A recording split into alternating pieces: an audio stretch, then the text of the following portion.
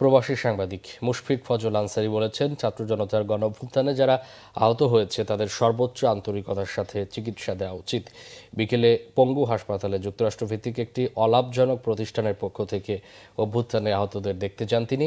এ সময় মুশফিক ফজল আনসারী এবং সেই অলাভজনক সংস্থার বেশ কয়েকজন কর্মকর্তা পঙ্গু হাসপাতালে ভর্তি আহতদের খোঁজ খবর নেন, তাদের সাথে কথা বলেন। এ সময় তারা নিহতদের প্রতি সমবেদনা এবং আহতদের প্রতি কৃতজ্ঞতা জানান।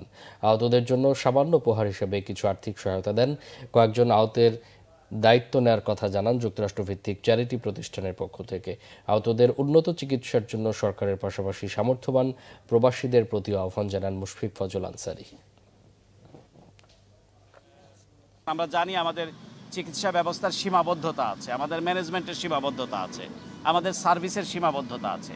তো তারা সরকারি উদ্যোগে যদি, কারণ এরাই তো রিয়েল হিরো, তাদের কারণেই আমরা আজকে মুক্ত বাতাস সে নিঃশ্বাস নিতে পারছি বা আজকে একটি সরকার প্রতিষ্ঠিত হয়েছে।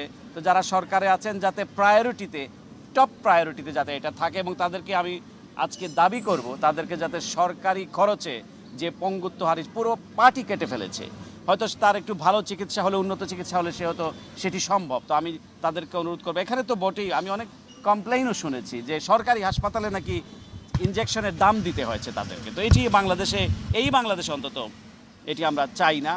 আমরা মনে করি যে তাদেরকে উন্নত চিকিৎসার জন্য যাদের সম্ভব তাদেরকে বাইরে প্রেরণ করা উচিত।